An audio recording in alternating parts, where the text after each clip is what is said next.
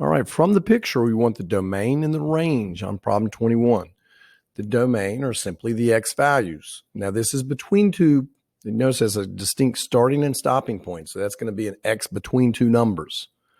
Well, where does this start? Well, if I'm coming from the left, it starts right here at what value? 0. And then it continues having values until you get to what? 4. So basically the x's are between 0 and 4, aren't they? So we simply say, hey, x is, got to put the pen. X is between 0 and 4. Now, alligators will always eat towards the bigger number, which is 4.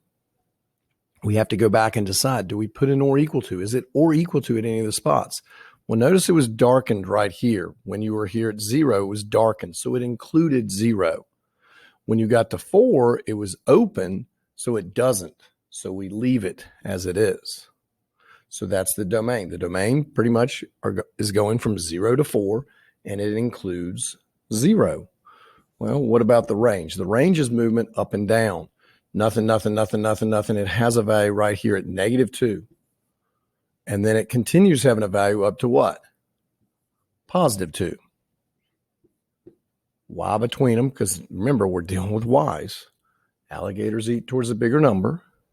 When you were here at -2, it included it. So I need to put in or equal to. When you got to a height of 2, it was open. It didn't include it. So that's the range. It goes from -2 up to 2, and it includes -2, but doesn't include 2. Next one, a downward spacing parabola. The domain, which x's have values? Well, if I start over here, this guy's going to continue. I'm going to hit some value. And if I continue to the right, I have some value. X's have values all the way from -infinity to +infinity. So that means the domain is all real numbers. Every x has a value. What about the range? The range is movement up and down. Well, as I start at the bottom, it has values, but it doesn't once you reach a height of 3. So the question is, who does have values? Pretty much every y that is less than or equal to 3 has a value.